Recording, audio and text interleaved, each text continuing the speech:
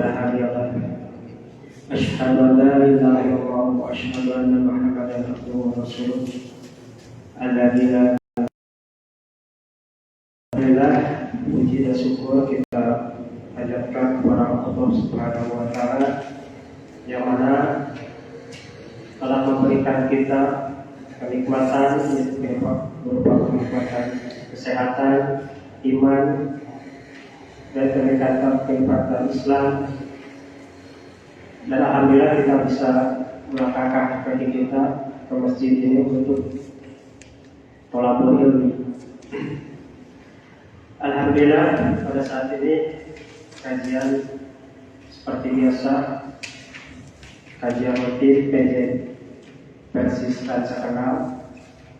Dan pada hari ini yang akan mengisi kajian hari ini adalah Ustaz Safuddin Albana SAG, yang mana pada hari ini kita akan mengkaji kajian yang pada bulan ini akan kita laksanakan, yaitu pada bulan Dzulhijjah, ya, Idul Kurban. Dan tema hari ini adalah berjudul Kurban sebagai bukti ketakwaan. Mari kita sebelumnya membuka telinga kita dan membuka mata hati kita supaya apa yang disampaikan oleh Al-Ustaz bisa diterima dan dipahami oleh kita semua. Dan apabila ada yang kurang paham atau apa, nanti mungkin ada sesi pertanyaan kalau cukup waktu. Mungkin itu saja untuk mempersingkat waktu, karena Ustaz sudah ada di tempat, maka waktu dan tempat kami persilahkan. Baik.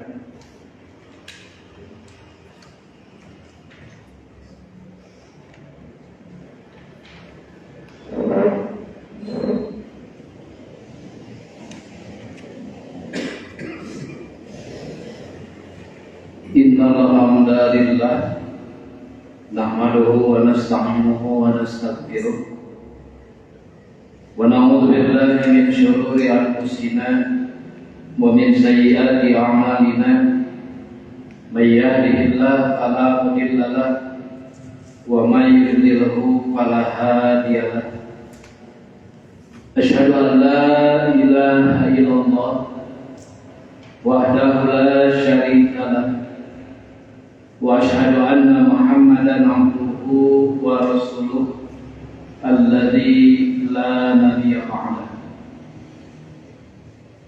Qala Allah ta'ala fil Qur'anil Karim, a'udzu billahi minasy syaithanir rajim, lan yanala Allaha luhumuha wala dima'uha walakin yanaluhu taqwa minkum. Hadirin jamaah pengajian rahimakumullah,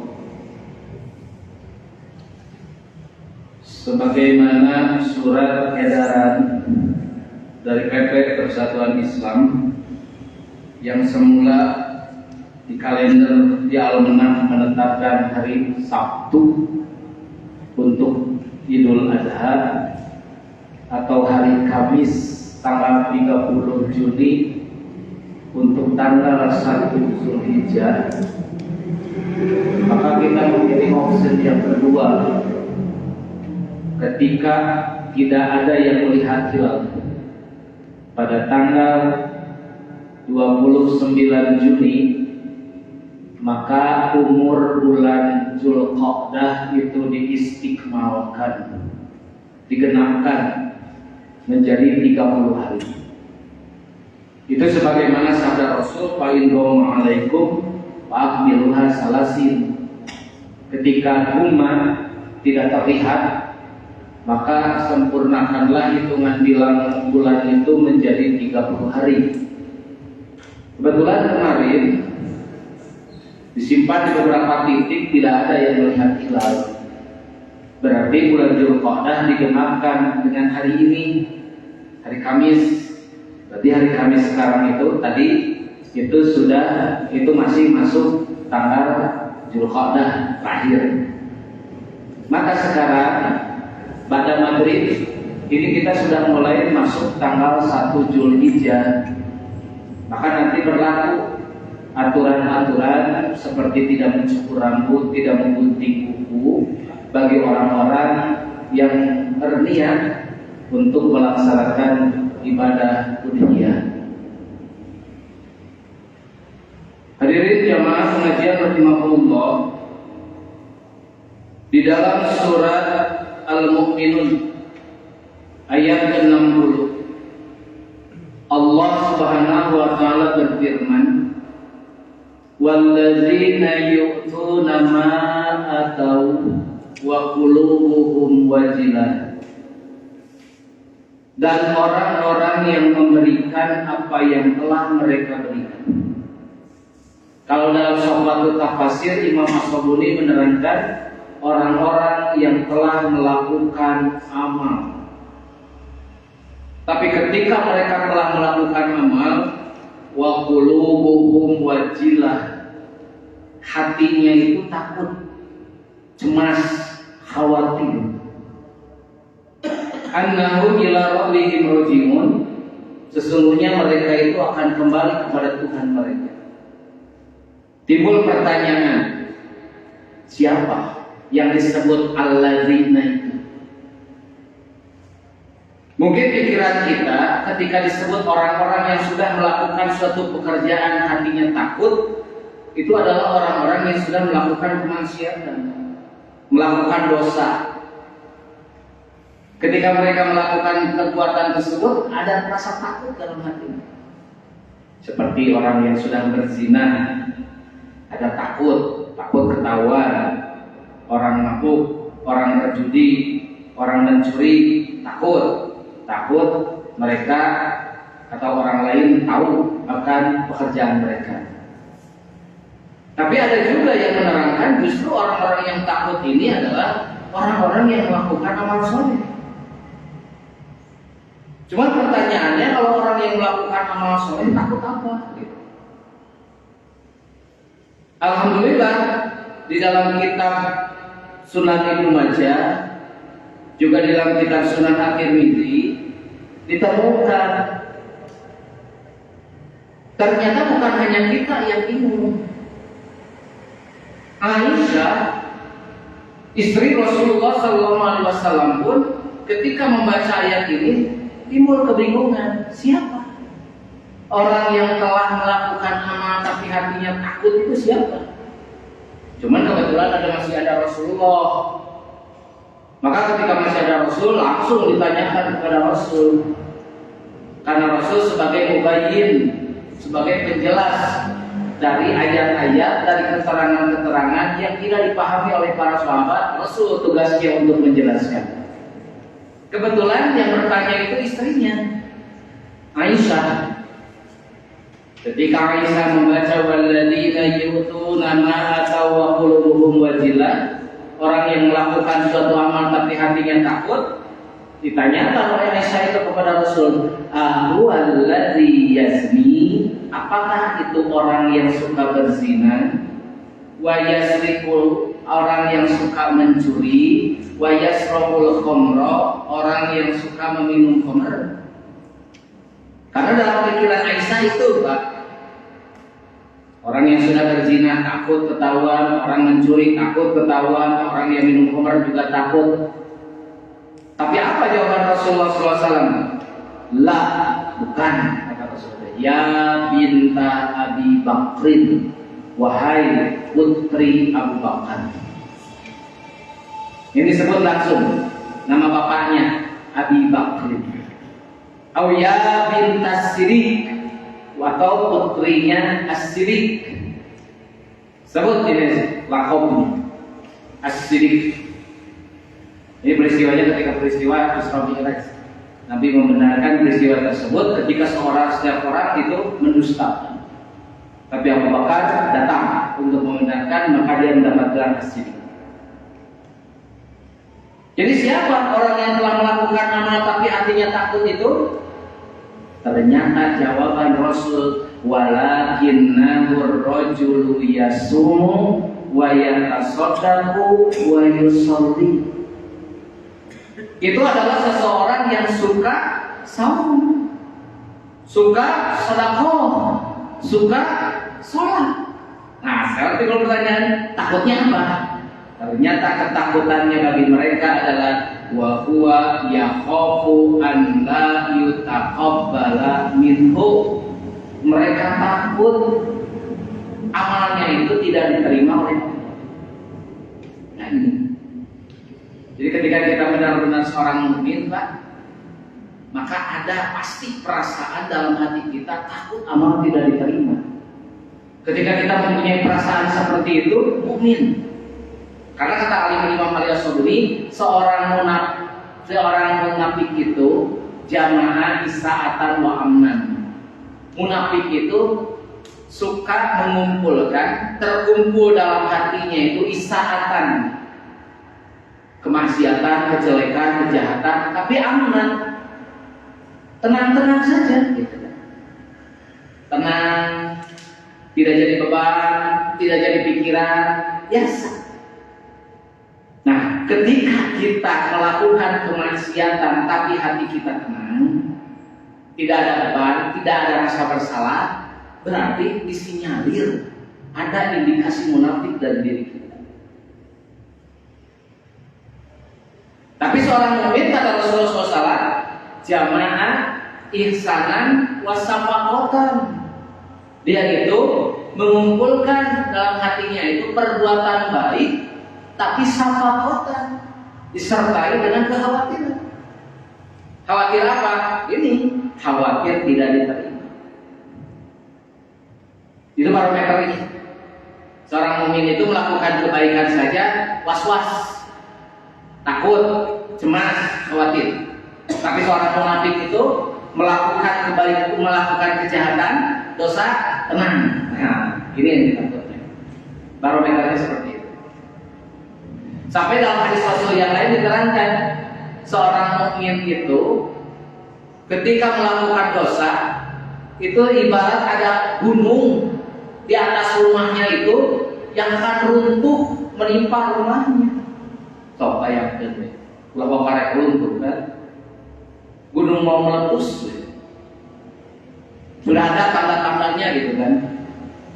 Orang-orang yang di bawahnya itu tidak akan pernah enak makan, enak tidur, was-was dan sebagainya, mengungsi, gitu teman-teman. Karena ketakutan.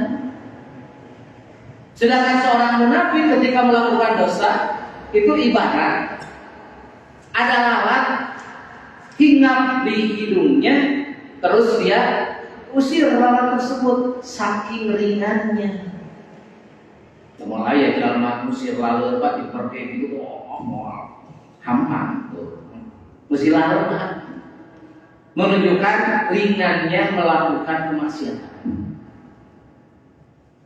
Tapi jangan orang mukmin seperti gunung yang akan menimpa rumahnya. Wah, tebu terus uang kayak mutan wae seperti itu. Kita pun diajarkan kan, di antara doa yang diajarkan oleh Rasulullah SAW, ketika sehabis sholat, Allahumma inni as'aluka ilman nafi'an wa rizqan thayyiban wa amalan mutaqabbal. Ya Allah, aku memohon kepadamu ilmu yang bermanfaat, rizki yang thayyib. Nah, yang ketiga, kita mohon kepada Allah wa amalan mutaqabbalan, amal yang diterima. Kenapa kita harus meminta doa amalan mutaqabbalan, amal yang diterima? Karena ada ketakutan dalam diri kita, takut apa yang kita lakukan selama ini itu tidak diterima oleh Allah. Maka kita meminta kepada Allah, amal yang diterima ya Allah disusul dengan doa. Jangankan kita Pak, manusia biasa, bukan Nabi, bukan Rasul. Sekelas Nabi Ibrahim alaihissalam saja, ketika telah melakukan amal soleh, itu ada ketakutan dalam hatinya. Saya kutip surat Al-Baqarah 127. Nomor 3 di makalah, wa id yarfa'u Ibrahimul qawa'ida minal baiti wa Ismail. Dan ingatlah ketika Ibrahim meninggikan, membina dasar-dasar Baitullah, meninggikan fondasi-fondasi Baitullah, dibantu oleh anaknya yang bernama Ismail. Beres meninggikan fondasi Ka'bah, lalu Nabi Ibrahim berdoa. Apa doanya? Rabbana taqabbal minna innaka antas samiun alim. Rabbana, wahai Tuhan kami, taqabbal minna, terimalah amal ibadah kami, terimalah amal-amal kami. Innaka antas samiun alim, sesungguhnya Engkau Maha mendengar, Maha mengetahui. Sekelas Nabi Ibrahim saja ada ketakutan, kekhawatiran amalnya tidak diterima. Target kita ketika sudah sholat kita kan berdoa kepada Allah, ya Allah terima. Ketika sudah saum kita berdoa kepada Allah, ya Allah terima. Ketika sudah sedekah terima. Karena ada apa? Tidak semua amal soleh diterima oleh Allah.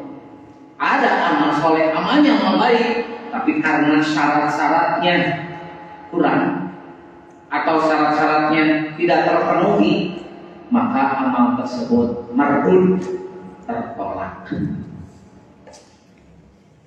Nah sekarang pertanyaannya, amal soleh itu ketika diterima oleh Allah, syaratnya apa?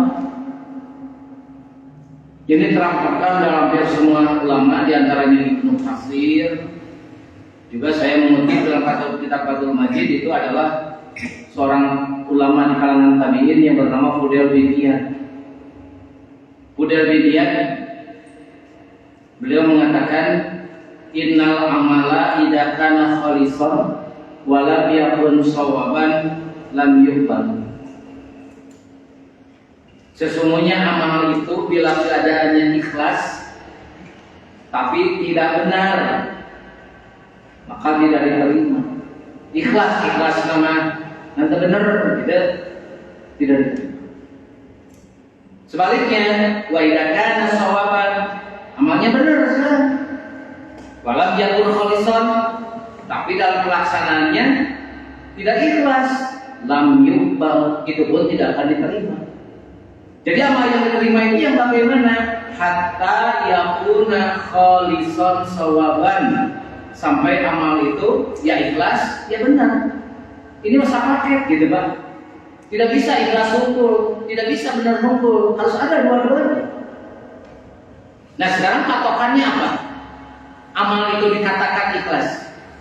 Patokannya apa? Amal itu dikatakan benar.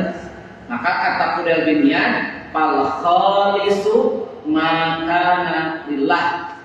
Amal yang ikhlas apabila dasarnya karena Allah. Jelas tujuannya karena Allah. Ikhlas. Ikhlas itu kan dari kalimat akhlaso. Akhlaso itu artinya mengosongkan. Jadi jangan sampai ketika kita berbuat suatu amal itu masih ada tersimpan dalam hati kita selain Allah. Harus dikosongkan dulu, kosongkan. Nah sudah dikosongkan, tetapkan Allah. Nanti itu disebut ikhlas. Kalau masih ada karena si anu, karena istri, karena mertua, karena siapa, tidak ikhlas. Itu Pak. Wasawab dan ibadah yang benar, apa patokannya? Makana ala sunnah, ketika sesuai dengan sunnah. Ini harus pakai ya. Niat ikhlas, kaifiyah ala sunnah, sesuai contoh Nabi. Fudail bin Iyad berkata seperti ini bukan tanpa dalil. Dalil yang digunakan yang pertama adalah tentang 3 orang nanti yang pada hari kiamat akan pertama kali dihisab oleh Allah, diperiksa oleh Allah. Nanti kan 3 orang yang akan pertama kali diperiksa oleh Allah itu, yang pertama orang yang mau mati di medan perang, yang kedua orang yang suka membaca Al-Quran, mengajarkan Quran, 3 orang yang suka infak sedekah. Panggil ketiganya oleh Allah. Pertanyaannya sama kepada 3 orang ini. Paman amil tapiha. Kalian punya amal apa ketika di dunia? Kata orang yang berjuang di jalan Allah, yang meninggal di medan perang, dia mengatakan, "Qatal tufika hatta kutil." Aku berperang di jalanmu sampai aku terbunuh. Jadi hanya mengatakan fika, karenamu. Orang yang suka membaca Quran, suka mengajarkan Quran, ini pun qara'tu fikal Quran. Aku membaca Al-Quran untukmu, karenamu. Aku mengajarkan Quran untukmu. Aku belajar Quran karenamu. Termasuk orang yang suka infak sedekah. Dia melaksanakan infak sedekah itu karenamu. Semuanya itu niatnya karena Allah katanya.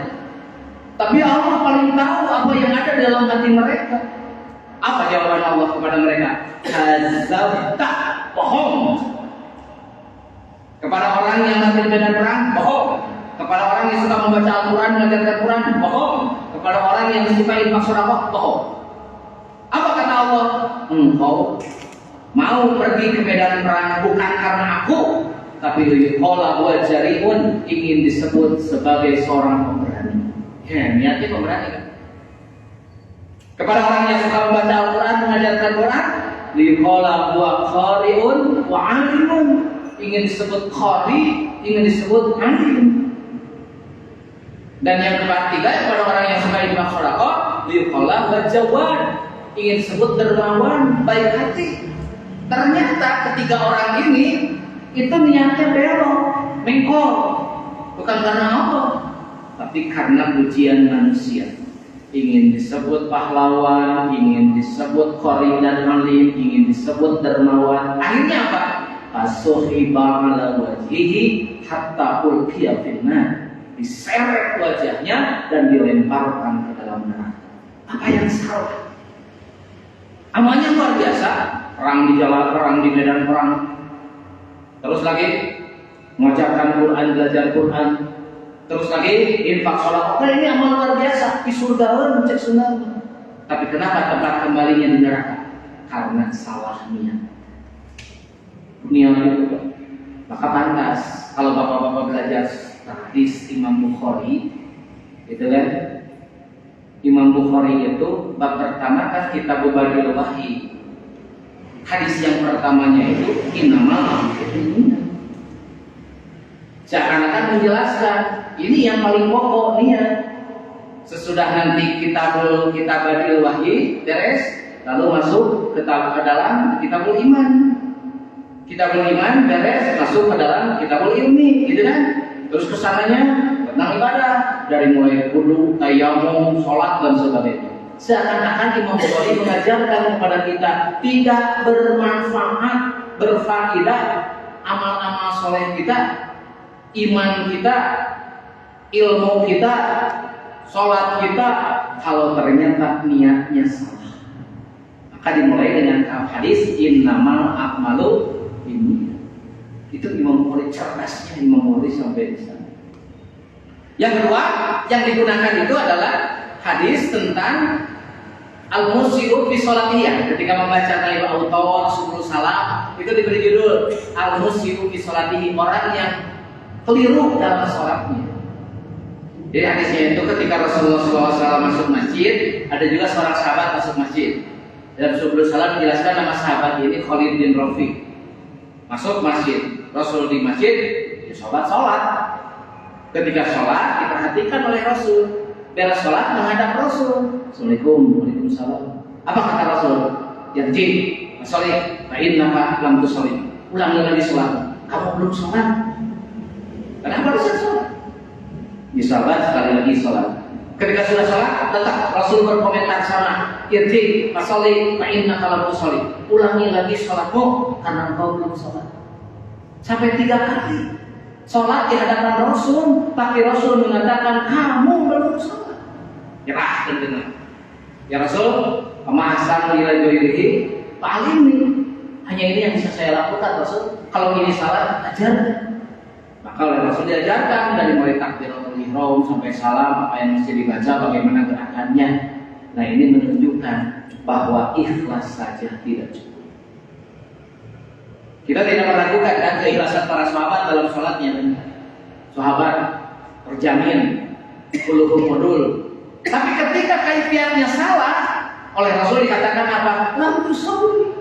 Kamu belum sholat. Ini menunjukkan tidak cukup hanya keikhlasan, tapi juga kaifiatnya harus benar, gitu kan? Silakan nanti dibuka dalam kitab Subul Salam bahwa ternyata orang ini dikatakan belum sholat oleh Rasul karena memang tidak tumanina, terlalu cepat dalam sholatnya itu. Gitu kan? Sampai nanti dalam hadisnya Rasulullah SAW, apabila kau sujud maka kau harus tumanina dalam sujud, apabila duduk kau harus tumanina dalam duduk, apabila berdiri kau harus tumanina dalam berdiri, seperti itu. Karena ini sahabat terlalu cepat. Nah di sini kita bisa tahu bahwa ternyata dua syarat ini yang harus kita penuhi supaya amal kita diterima oleh Allah. Satu, niat harus benar karena Allah. Yang kedua, kaifiat harus ikhlas karena Allah. Nah sekarang kita masuk ke dalam surat Al-Maidah 27. Watlu alaihim naba'a abnai Adama bil haqqi. Ceritakanlah kepada mereka kisah kedua putra Adam, Habil dan Qabil, bil haqq, menurut yang sebenarnya. Karena terjadi beberapa versi tentang cerita-cerita ini sampai disebut Israiliyat karena terpengaruh oleh cerita-cerita dongeng dan sebagainya. Maka Allah bilhaq, terangkan dengan sebenarnya. Tapi yang jadi stressingnya dalam cerita itu idqarraba qurbanan, ketika mereka berdua qarraba duaan. Ketika mereka berdua kurbanan, mempersembahkan kurban. Patukub bila min ahadihima, maka diterima dari salah satunya. Walam yutaqabbal minal akhar, tapi tidak diterima, ditolak dari salah satunya lagi. Qala, orang yang tidak diterima itu mengatakan la'aqtulanna, aku pasti membunuhmu. Qala, orang yang diterima kurbannya mengatakan innama yataqabbalullahu minal muttaqin, sesungguhnya Allah hanya menerima kurban dari orang-orang yang bertakwa. Kurban di kita jadi korban, padahal kurban ini konotasinya positif, sedangkan korban konotasinya negatif. Biasanya huruf ko itu ketika jadi bahasa kita gitu kan, jadi ka, jadi kurban, korban gitu kan. Di kita ketika disebut masalah kurban, pasti langsung Pak, ingatan kita itu sapi, domba, mencit, gitu kan, kurban. Itu kan nyampe kalau kan itu namanya. Padahal tidak dikenal. Zaman Rasul ada bahasa untuk sembelihan itu kurban. Karena apa? Kurban itu maknanya umum. Saya kutip pendapat Imam dalam kitab Mufradat Al-Qur'an, Imam Ar-Raghib Al-Asfahani menjelaskan al-qurban, yang disebut kurban itu ma yutaqarrabu bihi ilallah, apa-apa yang bisa mendekatkan diri kita kepada Allah. Umum, amal soleh apapun yang bisa menjadi wasilah kita mendekatkan diri kepada Allah, kurban. Jam 3 bangun, jaman, sebagian sajadah, salat tahajud, doa, kurban. Itu karena mendekatkan diri kepada Allah.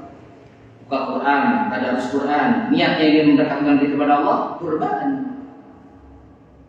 Sedekah, kurban. Termasuk majelis taklim, menghadiri majelis taklim, itu kurban. Itu Pak, jadi umum kurban mah, kurban umum. Diambil dari kata korba yang rubuh, artinya dekat. Kayak ada istilah takorub berarti mendekat. Namun bapak-bapak garuk sobat, iya sobat ya Pak. Dalit kemana-mana bareng, gitu kan? Boga tuangon bagi, gitu kan? Maka dalam bahasa Arab disebutkan khalid. Jadi bahasa orang karib, gitu. Jadi sahabat, karib. Karib itu bahasa Arab artinya dekat. Ya mah terus leuwih ti akto dari ti karib ya mah. Masuk ke rumahna, minta makan, wah curhat itu saja mana, geus daya pemisah deui itu. Geus bruk-brak we gitu kan. Cek bahasa ieu mah soulmate. Tahu pesti, geus pesti gitu kan. Maka dalam bahasa Arab disebutnya akrom. Jadi bahasa orang akrom. Jadi kalau qarib mah dekat, kalau akrom mah lebih dekat gitu kan. Wa, man, bibi gitu kan. Itu dalam bahasa Arab korban. Jadi bahasa orang kerabat. Jadi kerabatnya sahabat dawatnya itu saudara dekat. Akrobat naon? Akrobat kata dekat maut akrobat dekat kan maut itu masih.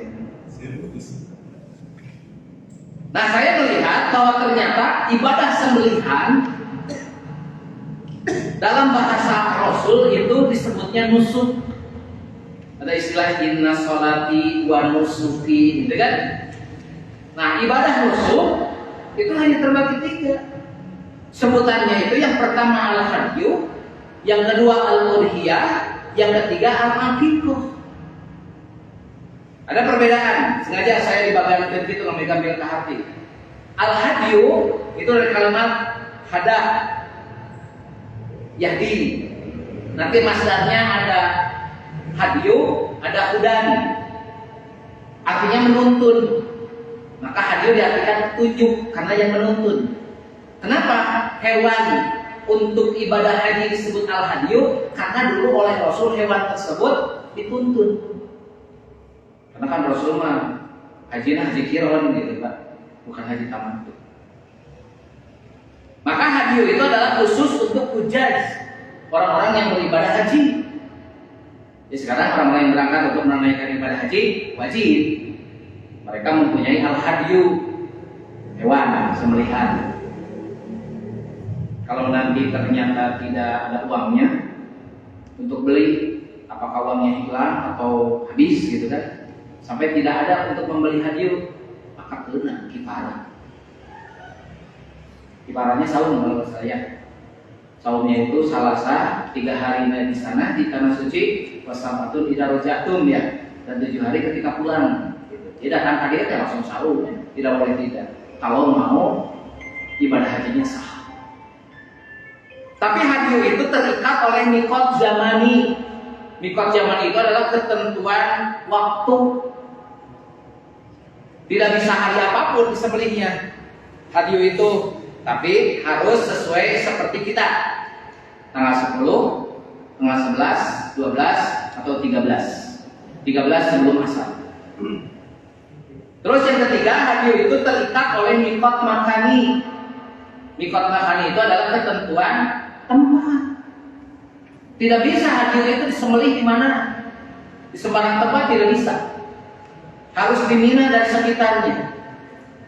Kalau bapak ibadah haji masih tanyakan kenapa hajiuna atau sudah murah sampai mau dikunjina terbiasa. Terus haji harus di sana. Meskipun di sana berlimpah banyak, tetap harus di sana. Disembelihnya itu namanya hadyu. Mina dan sekitarnya. Disebutnya manhar, tempat menyembelih. Yang kedua, ibadah nusuk itu ada yang disebut udhiyah. Udhiyah mah diperuntukkan bagi yang tidak beribadah haji, bagi yang sedang tidak beribadah haji. Nah, kita. Nah, inilah yang kita kenal di bahasa kita mah kurban. Iya. Padahal udhiyah, silakan Pak, teliti hadis-hadis Rasulullah SAW tentang ini. Rasul menggunakan katanya bukan kalimat kurban, tapi udhiyah. Seperti kalimat tidak memotong kuku dan memotong rambut kan? Idza ra'aitum hilala dzilhijjah wa arada ahadukum an yudohiyah. Bahasanya yudohiyah, udhiyah. Gitu.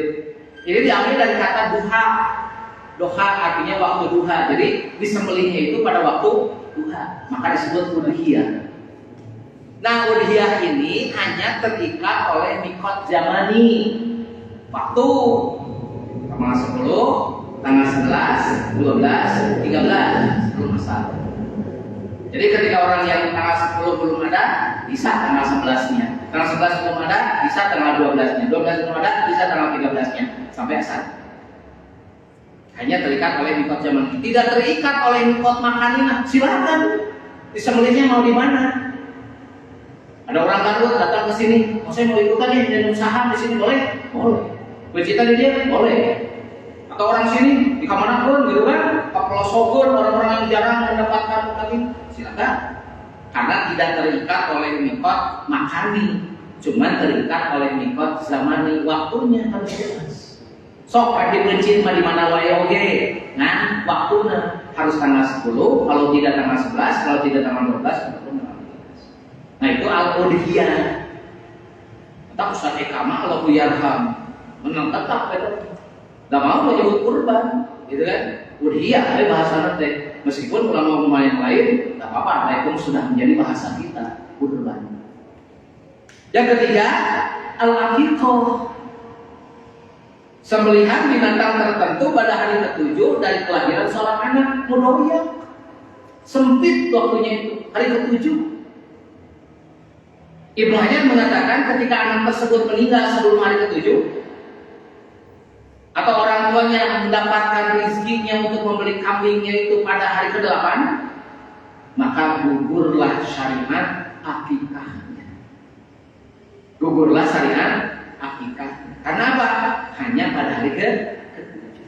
Nanti ada hadis-hadis hari ke-14, hari ke-21, tapi itu bermasalah hadis. Ada juga yang mengatakan akal Nabi SAW nafsahu ba'da nubuwah, Nabi mengakikahkan dirinya setelah jadi Nabi, itu pun bermasalah hadisnya. Maka ekah itu Pak terikat oleh mikot zaman waktu tanggal 7 udah dari kelahiran. Terus aneh yang lain nanyakin gitu kan, korban Pak terus ekah, gitu. Kan sedang beberapa dari ekahan, ekah bola. Padahal sakit-sakit, bisnis. Namun sakit-sakit juga. Pas paketnya di hadis nanti ekah teh. 1. Beri nama. 2. Cukur sampai memang. Tapi rambutnya gram. Agakkan warga emas, rakokan kemudian miskin. Yang ketiga mencit domba. Kalau laki-laki 2, kalau perempuan 1, gitu kan? Ini paket nanti. Yuk. Ayo hati-hati, atas kurban atau sekah, gajah. Ekah lah itu berarti nama anak kudu diganti. Bukan waktu dicukuran kan? Makanya lain kumpul lagi coba. Kumaha? Maka dia sendiri teh. Kalau ternyata bapak mengiyakan, Pak, atau sekah, gajah. Terus ini jadwal nikahnya, coba apa teh? Tuh nikah lain, kurban lain, coba kurang gizi gitu kan, lagi. Maka begitu, nah udah gugur syariat kurban itu ketika sudah lewat dari hari ke-7. Dan kurban, kiamat itu hari ke-7. Terus dalam ayat tersebut ada kalimat innama yataqabbalullahu minal muttaqin. Ini perkataan anak Adam yang diterima kurban ini. Dalam tafsir Ibnu Katsir diterangkan ayat nimanit taqallaha bi fi'lihi zalika, yaitu bagi orang-orang yang bertakwa kepada Allah dalam mengerjakan hal tersebut. Maka ibadah udhiyah itu harus didasari dengan ketakwaan. Karena dengan ketakwaan itu yang menjadikan ibadah udhiyah itu diterima oleh Allah Subhanahu wa taala. Nah, kita lihat penjelasan Imam Al-Khatib Ibnu Katsir di dalam tafsir Ibnu Katsir mengenai ayat tersebut. Wa kana min khabarihi ma fiha zakaru ghairu wahidin minas salafi wal khalaf.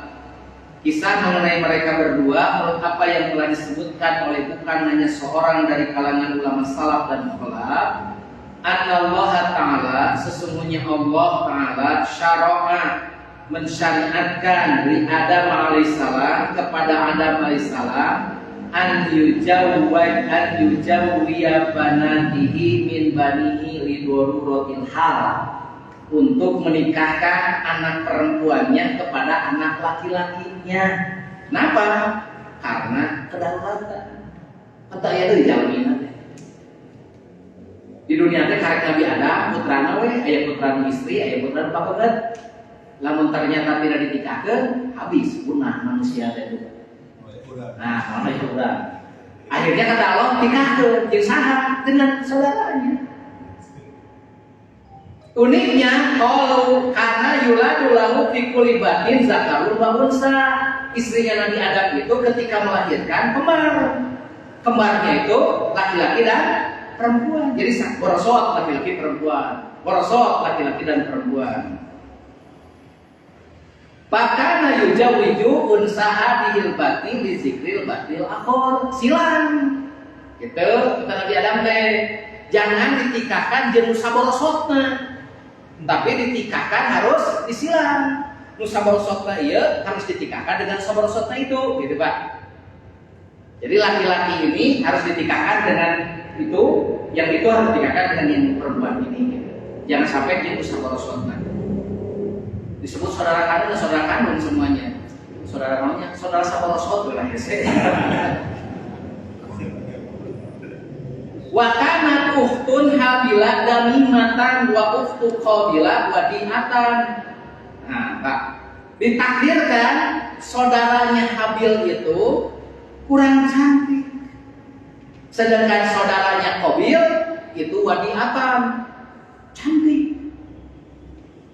Paroda an yastasiro biha ala ahi. Maka saran geus we nikahkeun teh ka saudara saborosotna, bedah ningali naon? Gelis.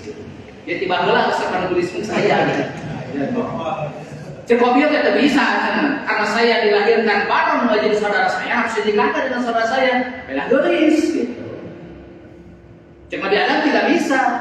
Maka Nabi Adam membuat syarat. Kata Nabi Adam, nyaeta illa an yuqarriba qurbanan paman tuqbila minhu fayalahu. Siapa yang kurbannya nanti diterima oleh Allah, bahasanya kurban, maka dialah yang akan mendapatkan saudaranya yang cantik, gitu. Bahasa sayembara, gitu kan? Sayembara. Siapa yang kurbannya nanti diterima oleh Allah, maka akan dinikahkan dengan saudaranya yang cantik. Dan nomor 9 nasihat tafsir Ibnu Katsir wa qala Mujarir, terus hadatsana Ibnu Yasar, hadatsana Muhammad bin Ja'far, hadatsana Aufun an Abil Mughirati an Abdullah bin Amrin qala inna banai adama lallazaini qarraba qurbanan. Nah, dua anak Nabi Adam ini, Habil dan Qabil itu dia berkurban dengan satu kurban. Patuku bila min ahadihima, diterima dari salah satunya, walam yutaqabbal minal akhar, tapi dari yang lain tidak diterima. Karena ahaduhuma sahibu harsin wal akhiru sahibu ghanamin. Yang pertama itu adalah petani peternakan. Wal akhiru sahibu ghanam. Ini jadi tukang peternak. Jadi yang satu petani, yang satu peternak, ternak domba. Wa inna huma umiru an yuqarriba qurbanan. Dua-duanya diperintahkan untuk berkurban. Wa inna sahibal ghanam, nah, peternak itu Habil qarraba aqrama ghanamihi wa asmanaha wa asanaha thayyibatan biha nafsuhu. Orang yang punya kambing ketika mau dikurbankan dipilih kambingnya yang terbaik, yang terbagus, yang sehat, itu Pak. Yang besar. Wa ila sahibal harsi, tapi orang yang petani tersebut qarraba asyara harsihil qaudan wazawan. Dia mengkurban dengan yang paling buruk.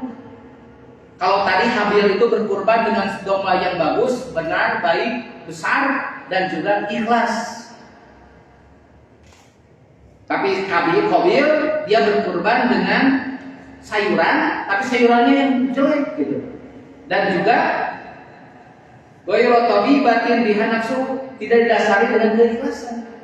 Pantas kurangnya kata babnya siapa yang diterima. Wa inna Allah azza wa jalla taqarraba qurbana shahibin ghanam. Allah menerima kurbannya orang yang punya domba tadi, peternak tadi. Walam yutaqabbal qurbana shahibil harsi, dan yang tidak diterima adalah kurbannya orang yang tani tadi. Wa kana min qissati imam ma qasallahu fi kitabihi, dan kisahnya ini disebutkan oleh Allah di dalam Al-Qur'an. Ayat. Kenapa sampai ada ancaman? La'aqtulana, aku akan membunuhmu, karena tidak puas gitu dengan penerimaan Allah. Nah, sini pun ternyata sama dengan tadi, bahwa amal yang diterima itu syaratnya dua. Satu, ikhlas karena Allah. Kedua, kaifiatnya harus benar gitu. Maka diperkuat surat Al-Hajj ayat 7, la yanalallahu luhumaha wala dima'uha walakin yanaluhu taqwa minkum. Daging-daging unta dan darahnya itu sekali-kali tidak dapat mencapai keridhaan kepada Allah, tapi yang ketakwaan dari kamulah yang dapat mencapainya. Apa takwa itu? Nah, kita lihat percakapan Umar bin Khattab dengan Ubay bin Ka'ab, dua sahabat senior ini. Dalam kitab Tafsir Ibnu Katsir, Tafsir Al-Qurtubi jelaskan, Inna Umar bin Al-Khattab radhiyallahu anhu sa'ala Ubay bin Ka'ab an taqwa. Cekungan kecing, apa yang dimaksud takwa itu kepada Ubay? Ditanya seperti itu, Ubay bukan menjawab, tapi malah bertanya, amma salakta tariqan dasyawin? Pernahkah kau melewati jalan yang penuh duri? Penuh beling, penuh paku gitu Pak, dibahaya lu. Bala atau mati pernah? Kata Ubay, pama amil. Apa yang kau lakukan ketika kau melewati jalan seperti itu? Kata Umar, syamartu wajtahadtu. Aku akan bersungguh-sungguh, akan waspada, takut terkena duri tersebut. Maka kata Ubay bin Ka'ab, fadzalika taqwa. Nah, itulah takwa. Jadi orang takwa apa ketika melangkah dari pikirannya lah halal haram, benar salah, gitu kan? Itu orang takwa. Untuk asal ayulah gitu, aku mangkewe, tidak ada istilah kemangke orang takwa. Tapi pikirannya lah, ini halal atau haram, benar atau salah, gitu kan? Melangkah, orang takwa seperti itu. Yang misalnya kumang kewe, kumang atau salah. Sehingga kita melewati jalan yang penuh duri, jalan yang penuh beling, gitu. Takut terkena. Apa durinya itu yang harus dijauhi oleh orang yang bertakwa? Ditemukan dalam kitab Tahdzibul Akhlaq. Ayyulladzina yattaquna syirkal akbar, yaitu yang harus dijauhi bagi orang yang bertakwa adalah syirik yang besar. Wal asghar wa huwa riya, yang kedua syirik kecil yaitu riya. Syirik besar, syirik kecil harus dijauhi. Wasyuha, kekikiran, itu pun harus dijauhi. Wattiba al-ahwa, dan juga mengikuti hawa nafsu.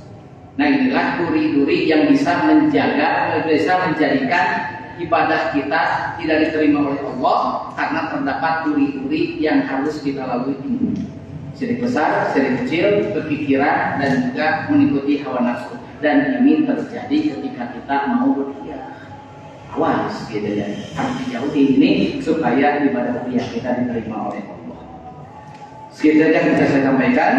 Saya doakan mudah-mudahan bapak-bapak dan ibu-ibu, bapak-bapak ini diberi keleluasan harta, sehingga tahun ini kita bisa berkorban karena Allah Subhanahu wa taala, dan korbannya dilandasi oleh ketakwaan sehingga diterima oleh Allah Subhanahu wa taala. Dan mudah-mudahan kita dipertemukan bukan di masjid ini saja, tapi mudah-mudahan dipertemukan juga di surganya Allah Subhanahu wa taala. Itu saja yang akan saya sampaikan. Rabbana atina fid dunya hasanah wa fil akhirati hasanah wa qina adzabannar. Aqulu qouli hadza wa astaghfirullah li wa lakum wal afu minkum. Wassalamualaikum warahmatullahi wabarakatuh.